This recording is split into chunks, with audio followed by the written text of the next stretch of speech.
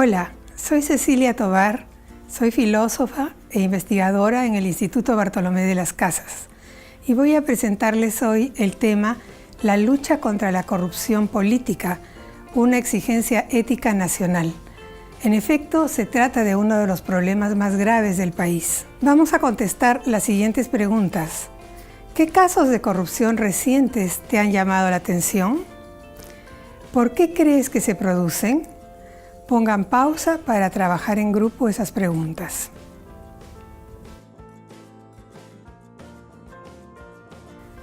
Hay continuas revelaciones de casos de corrupción. La corrupción existe en todas partes, no solamente en el Perú, y en muchos países es peor que acá. Pero no todo es negativo, ya que en medio de esta situación de corrupción, la sociedad manifiesta reservas morales y éticas. Por ejemplo, ya hay diagnósticos y propuestas de políticas contra la corrupción, elaboradas tanto por la Iniciativa Nacional Anticorrupción del gobierno de Valentín Paniagua, como por la Comisión Anticorrupción del último gobierno, que han propuesto ya un plan de lucha anticorrupción que se trata de poner en práctica.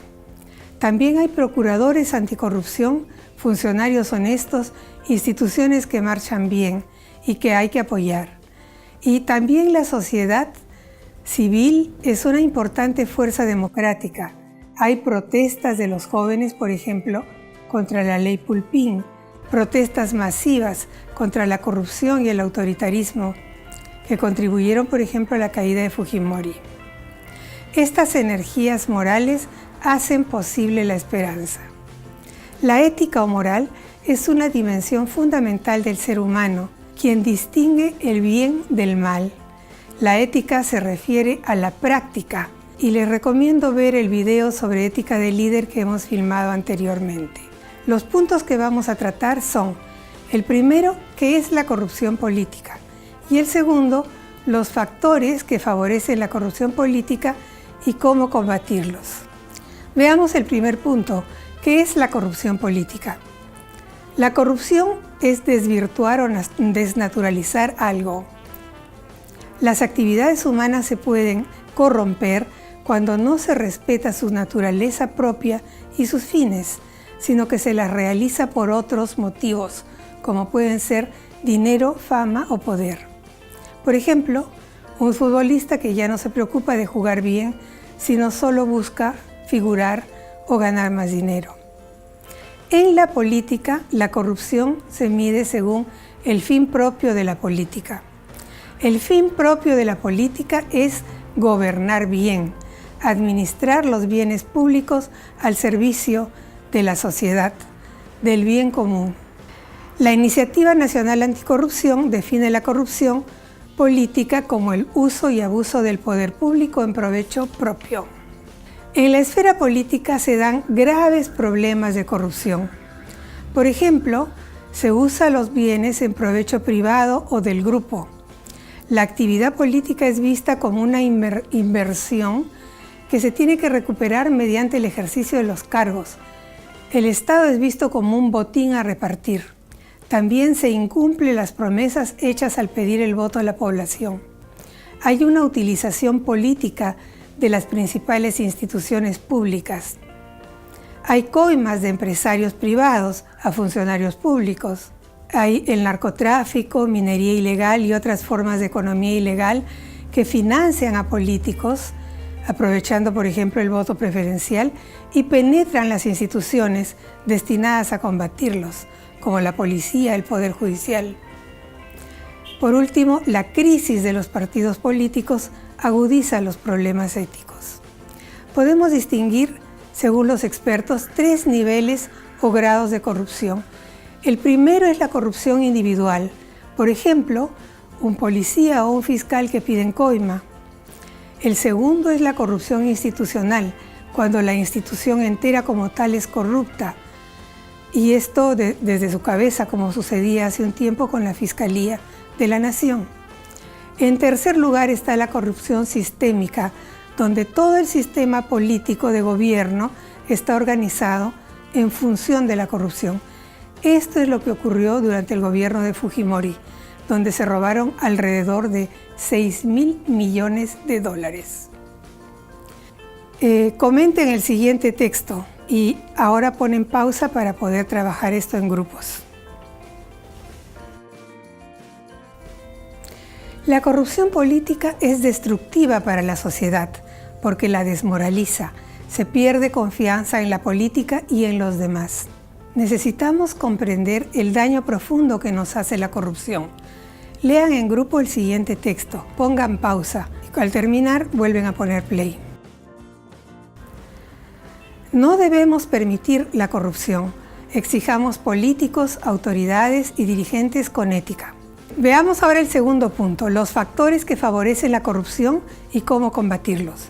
Las raíces de la corrupción se encuentran en las instituciones, en las costumbres y en las mentalidades. Vamos a señalar 5 principales factores que favorecen la corrupción y también apuntar algunos valores fundamentales para combatirla. El primer factor que favorece la corrupción es la impunidad y tolerancia ante ella. Y este se combate con las instituciones fuertes que sancionan la corrupción y la tolerancia cero ante la corrupción. En el Perú muchas veces hay impunidad de la corrupción. Los corruptos se salen con la suya, no se encuentra lo robado, no se los castiga. Una consecuencia importante de la corrupción y que nos preocupa a todos es que trae inseguridad ciudadana. Sin embargo, hemos mejorado algo. Fujimori está en la cárcel, se ha declarado culpable, se ha detenido también a presidentes de regionales corruptos como Álvarez, se ha detenido a Orellana, se ha destituido al antiguo fiscal de la Nación. Pero las mafias de la corrupción y del narcotráfico existen todavía, son capaces de coimear, amenazar y hasta asesinar, como fue el caso del dirigente de Ancash, Ezequiel Nolasco. La población tiene muchas veces una actitud ambigua, de tolerancia, cierta envidia, resignación e incluso fatalismo ante la corrupción. Considera la corrupción como un problema que es una conducta natural o inevitable en el uso del poder. Y por eso se dice tan frecuentemente, no importa que robe con tal de que haga obra. Lamentablemente, nuestras instituciones son débiles. La policía, el Poder Judicial, la Fiscalía, la Contraloría no son capaces de prevenir y sancionar los actos de corrupción y muchas veces están incluso penetradas por la corrupción. Por eso es necesario fortalecer las instituciones, depurarlas y hacerlas más fuertes, respaldar a sus miembros. Por ejemplo, la fiscal Marita Barreto está ahora amenazada de muerte a raíz de su investigación del caso Orellana. Un desafío ético fundamental es entonces la tolerancia cero ante la corrupción. Es decir, eso significa que los culpables sean sancionados, pero además que sean rechazados por la población, que no voten por ellos. Necesitaremos más conciencia ciudadana de que la corrupción está mal y no es inevitable. El segundo factor de corrupción es el autoritarismo y se combate con la democracia. Cuando el poder se concentra en pocas manos, las posibilidades de corrupción se multiplican porque disminuye la posibilidad de fiscalizarlo y controlarlo. Durante la dictadura de Fujimori, el Poder Ejecutivo controló al Legislativo y al Judicial, manipuló o destruyó otras instituciones, se violó el Estado de Derecho y los derechos humanos. En el Perú, por desgracia, el autoritarismo tiene el respaldo de un alto porcentaje de la población que no valora la democracia porque juzga que funciona mal en el Perú. Existe una cultura autoritaria en nuestra sociedad. Para muchos peruanos, la solución es la mano dura, lo que no es tan negativo si mano dura significa cumplimiento de la ley, pero a veces significa más que eso. Es fundamental por eso construir una cultura democrática, desde la familia, la escuela, las organizaciones de la sociedad civil. Los partidos políticos, que no nos gustan muchas veces, son sin embargo muy importantes para combatir la corrupción. Deben ser fortalecidos y deben tener financiamiento del Estado, como en otros países, para no caer en manos del dinero de las mafias. El tercer factor de corrupción es el secreto en el ejercicio del poder. El mejor antídoto contra la corrupción es la transparencia en el manejo del poder y de los recursos públicos. Eso supone información oportuna, rendición de cuentas a la ciudadanía. Los portales de transparencia son un muy buen paso. Pero eso supone una actitud crítica y vigilante de parte de la ciudadanía y de las instituciones encargadas. Sin vigilancia no habrá transparencia, porque el poder tiende a reservarse la información. El cuarto factor de corrupción son los privilegios, la fuerza, y se combaten con la vigencia de la ley. Frecuentemente, todo el mundo en nuestro país, en lugar de los derechos y las leyes que rigen para todos, está acostumbrado a que lo que vale son los privilegios de ciertos grupos, la fuerza de los poderosos, la viveza o la vara, y los perjudicados son los más débiles. Existe en todos los estratos sociales del país una cultura de incumplimiento de la ley. Se dice, echa la ley, echa la trampa. Se busca salir adelante de cualquier modo. Es lo que se llama la cultura combi. La ley debe ser igual para todos.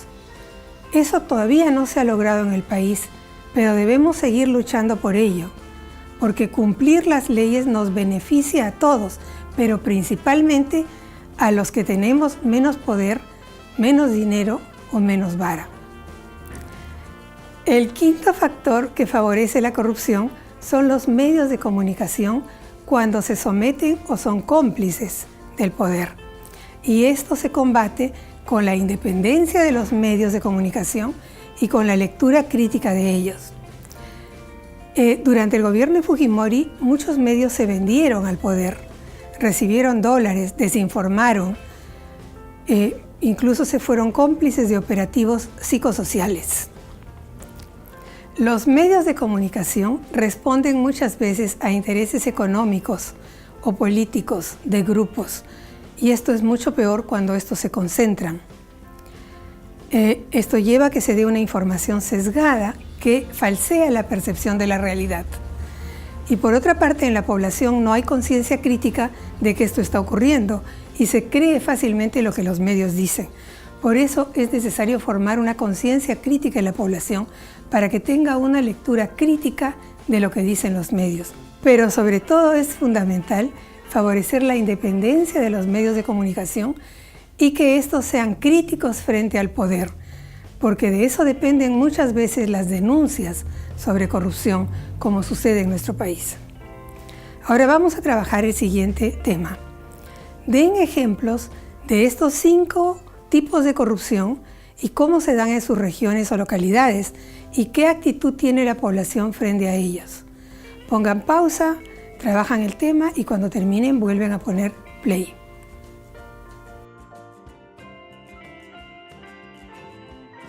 Ya, vamos a sacar algunas conclusiones del trabajo que hemos hecho.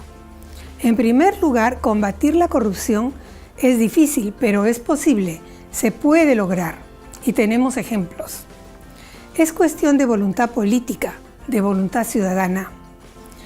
Construir una ética cívica en el Perú de hoy exige que se gestione lo público en beneficio de todos y no de unos cuantos, de un grupo o de un partido.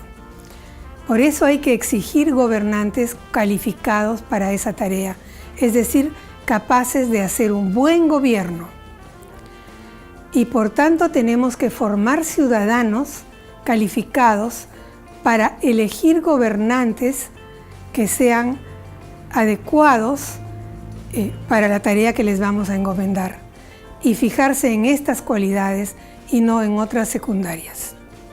Como trabajo final, les propongo que tomen los 5 factores de corrupción que hemos visto y las 5 formas de combatirlos y que vean qué pueden hacer ustedes en concreto en su región con sus organizaciones para combatirlos. Este trabajo lo harán ustedes ahora a continuación y yo me despido agradeciéndoles por la atención que me han brindado.